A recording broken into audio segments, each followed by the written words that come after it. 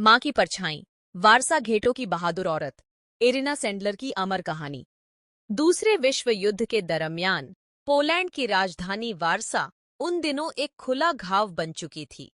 आसमान में लगातार मंडराते जर्मन विमानों की चिंगाड़, हर सुबह किसी नए बम से कांपती दीवारें और गलियों में बिखरे डर के साए, यह सब उस शहर की रोजमर्रा की तस्वीर थे। घरों की खिड़कियों पर काले पर्दे पड़े रहते ताकि किसी भी रोशनी से दुश्मन आकाश में चिह्नित न कर सके। पर सबसे भारी बोझ था वारसा के यहूदी घेटों की पीड़ा, जहां जर्मन नाजियों ने हजारों परिवारों को दीवारों में बंद कर उन्हें गरीबी, बीमारी और भूख के हवाले कर दिया था। वहां सांस भी जिंदा बचे हुए साहस की तरह चलती थी। हर बच्चा, हर माँ, हर बूढ़ा रोज उम्मीद और मौत के बीच अपना भाग्य तलाशता था। इसी अंधकार में जैसे एक छोटी लौ हर बिजली गुल रात में सबसे ज्यादा दिखती है, वैसे ही उभरी इरिना सैंडलर। वह आम औरत दिखती थी, न बहुत बड़ी कद काठी, न ही कोई सैनिक या राजनीतिज्ञ, बस बेहद संवेदनशील और जिद्दी दिल वाली। इरिना का बचपन परिवार और समाज की कठिनाइयों के बीच बीता था। शायद तभी दूसरों के दर्द को समझने, उसके लिए लड़ने का जुनून उनमें आ गया था। उस वक्त वो एक सोशल वर्कर के तौर पर सरकारी अस्पतालों, अनाथालयों में घूमती थीं, नन्हे बच्चों का इलाज, शिक्षण या राहत का काम देखती। लेकिन जब वारसा में नाजियों ने यहूदी बस्ती की घेराबंदी की, तब उन्हें लगा कि जिसे वे मदद मानती थीं, वह असल में जीवन की रक्षा से कितना छोटा काम है। इरिना के दिल में वह टीस लगातार बढ़ती रही। जब जब वे बीमार, भूखे या लाचार यहूदी बच्चों को अपने माँ बाप से जुदा होते देखती, रात को उन्हें नींद नहीं आती। वे सोचती, क्या कोई है जो इन बच्चों के लिए जान की बाजी लगा सके? धीरे धीरे उन्होंने अपने परिचित स्कूल शिक्षकों, नर्सों व गिने चुने दोस्तों को विश्वास में लिया। गुप्त रूप से सबने एक समिति बनाई, जिसका मुख्य उद्देश्य था इन बच्चों की जान को बचाना, कुछ भी करके उन्हें घेटों से निकालना। उनके घर की बैठक अब असली युद्ध कक्ष की तरह हो गई थी। हर दिन वहां छुपकर योजनाएं बनती, नक्शे बनते, खतरे की आशंकाएं जांची जाती। वारसा घेटों का दायरा इतना नियंत्रित, चौकसी से भरा हुआ था कि वहां घुसना या बाहर निकलना मानो मौत से सीधा सामना करना था। हर गली पर जर्मन सिपाही खड़े रहते, मशीन गन ताने हुए। हर व्यक्ति की जांच होती। कंटीले तारों, ऊंची दीवारों और दुर्गंध से घिरी गलियों में कोई भी बाहरी इंसान तुरंत संदेह के घेरे में आ जाता। इरिना ने इस सुरक्षा कवच को तोड़ने के लिए तरह तरह की वेशभूषाएं पहननी शुरू की। कभी अस्पताल में काम करने वाली नर्स, कभी सफाई कर्मचारी, कभी बीमार बच्चों के लिए दवा लाने ले जाने वाली महिला। उनके पास झूठे कागज और फर्जी मेडिकल पास हमेशा रहते, ताकि किसी भी जांच में वे फंस न जाएं। हर दिन यकीन मानिए, वे पल भर की चूक से अपनी जान गंवा सकती थीं, लेकिन इरिना की आंखों में बच्चों की मासूमियत ही सबसे बड़ा इनाम थी। समस्या सिर्फ घेटों में घुसना नहीं थी, असल चुनौती थी वहां फंसे बच्चों को अपने परिवार से अलग करके बाहर निकालना और उन्हें ऐसे छुपा देना कि नाजियों को भनक न लगे। इरिना ने इसमें अद्भुत चतुराई और निस्वार्थता दिखाई। वे कभी बहुत छोटे बच्चों को दवाइयों की पेटी में या गत्ते के डिब्बे में छुपाकर बाहर ले जाती। कभी ऐसा दिखाया जाता जैसे कोई बच्चा बेहद बीमार है तो अस्पताल रेफर कर दिया जाता और रास्ते में फिर सुरक्षित जगह भेज दिया जाता। कई बार बच्चों को बेहोशी की दवा देकर कचरे की गाड़ी में छुपाकर निकाला गया। इन सब के लिए उन्हें हर बार प्रसंग, कारण और रास्ता सोचना पड़ता। एक भी गलती पकड़े जाने पर जीवन समाप्त हो सकता था और साथ साथ काम कर रहे साथी भी खतरे में आ सकते थे। इस काम में बच्चों का योगदान भी बहुत बड़ा था। इरिना ने बच्चों को चुप रहना, आदेश और इशारों को समझना, किसी भी आपात स्थिति में बिल्कुल शांत रहना सिखाया। कई बार छोटे छोटे बच्चों को नाम बदलकर बुलाया जाता, उन्हें नए नाम याद कराए जाते, ताकि पकड़े जाने पर असली पहचान किसी को न पता चल सके।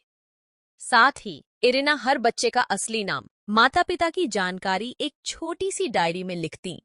फिर उस डायरी के पन्ने चींटी की तरह गोल कर मिट्टी के मर्तबान जार में संभालकर अपने घर के नीचे छुपा देती। यह बहुत जरूरी था ताकि बाद में अगर कोई बच्चा बच गया और अपने असली परिवार को ढूंढना चाहे तो उसकी पहचान सुरक्षित रहे। हर बच्चे को बचाते वक्त इरिना का दिल खुद एक माँ की तरह टूटता। वह माँ जो अपने बच्चे को मौत से बचाने के लिए किसी अजनबी महिला के साथ भेज रही है। उस माँ की आंखों में उम्मीद कम, डर ज्यादा रहता। इरिना ऐसे कई परिवारों को ढाढ़स बंधाती। आज का यह दर्द शायद एक दिन सबका वजूद बचा लेगा। आपका बच्चा एक दिन जरूर सुरक्षित होगा। आप बस रोइए मत, भरोसा रखिए। कई बार वे खुद को रोक नहीं पाती, बच्चों को भींचकर रो पड़ती, लेकिन अगले ही क्षण वह अपनी आंखों के आंसू पोंछकर और बहादुर हो जाती, क्योंकि हर एक बच्चे के साथ उनका मिशन और मजबूत होता जाता था। इरिना के मिशन में कुछ और साथी थे। उनमें से कुछ को नाजियों ने पकड़ लिया, कुछ ने यातना झेली, फिर भी किसी ने कोई नाम नहीं बताया। डर और खौफ घेटों के बाहर भी फैल चुका था। हर कहीं सीक्रेट पुलिस के जासूस घूमते रहते थे। लेकिन इरिना जानती थी कि यदि डर के सामने झुक गईं, तो सैकड़ों, हजारों बच्चों की जिंदगी खत्म हो जाएगी। उनका निश्चय हर दिन और मजबूत होता गया। मृत्यु से डरना, इन मासूमों को अंधेरे में धकेलना है। मेरी मौत से कहीं बड़ा अपराध तो डर है। नाजी शासन के दमन के बारे में लोग आज भी कांप जाते हैं, लेकिन उस समय जिन परिस्थितियों में इरिना और उनकी टीम काम कर रही थी, उसका हिसाब किसी आंकड़े से नहीं लगाया जा सकता। पकड़े जाने पर जोड़ तोड़ की कोई जगह नहीं थी। जानबूझकर लाशें लटकाई जाती, ताकि सबके दिल में डर और अनुशासन बना रहे। इरिना को कई बार लगता था, उनकी हर सांस वक्त की मोहताज है। पता नहीं अगला दिन देख पाएंगी या नहीं, पर बच्चों के लिए उनका एक दिन भी जंग जीतने जैसा था। इसी जद्दोजहद में एक रोज उनकी पहचान उजागर हो ही गई। दगाबाजी कहाँ से, किसने की, यह कभी साफ नहीं हो सका। मगर एक सुबह इरिना को नाजियों ने घेर लिया। उन्हें उठाकर पूछताछ और यातना गृह ले जाया गया। वहां कई दिनों तक बिजली के झटके, हड्डियां तोड़ना, भूखा प्यासा रखना और मुंह पर मारना, ये सब आम बात थी। उनसे बार बार पूछा जाता, बचाए गए बच्चों के नाम, उनके माता पिता और साथियों की जानकारी दे दो। लेकिन इरिना की जुबान से एक भी असली नाम कभी बाहर नहीं आ सका।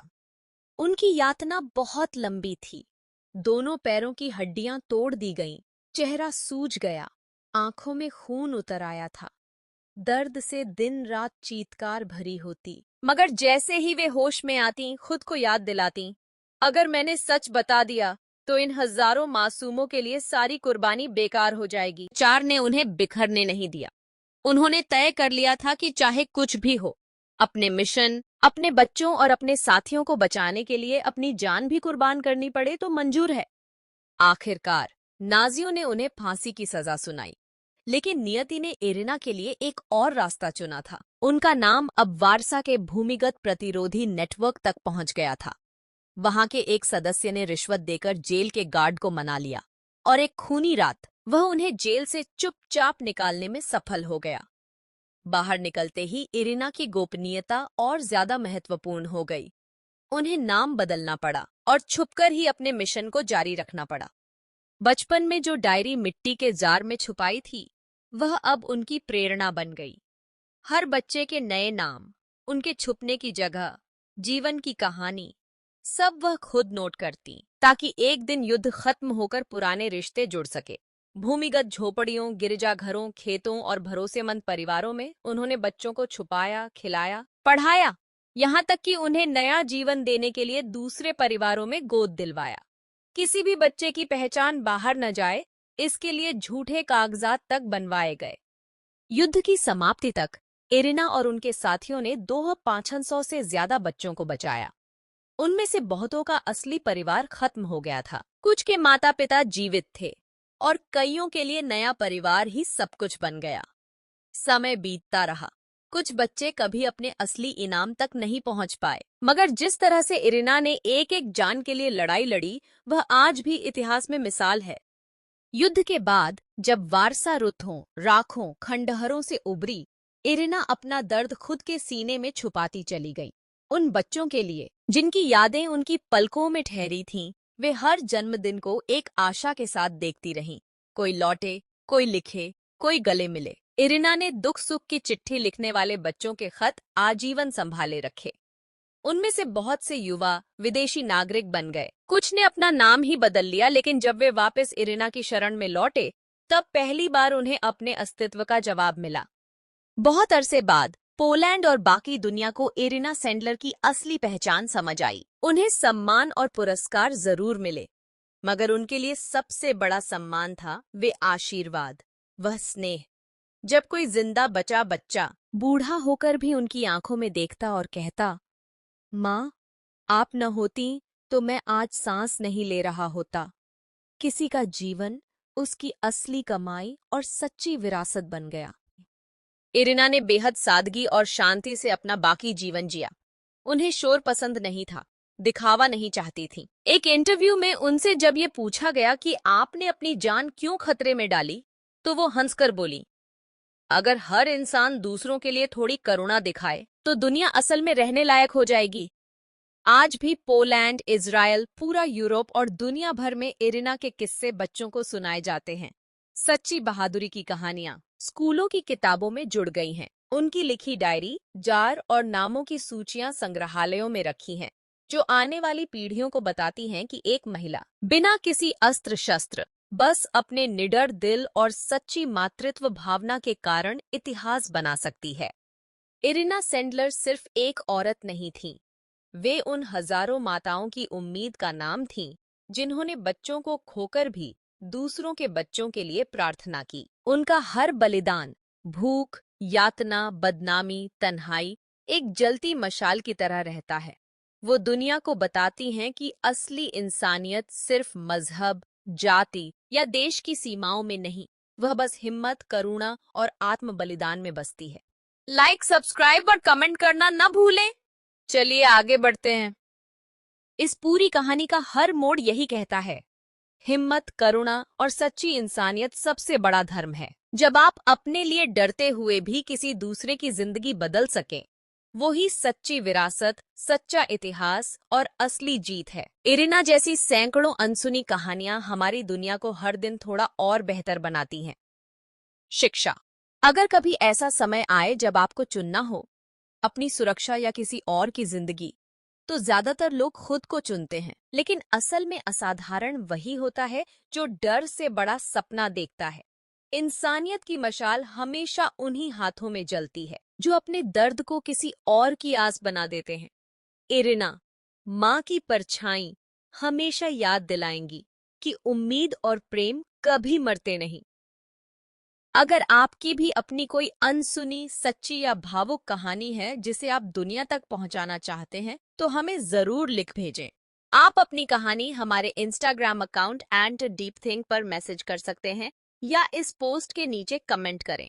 हम आपकी कहानी को औरों तक पहुंचाने में पूरी मदद करेंगे, ताकि आपकी आवाज को सच्चा मंच मिल सके।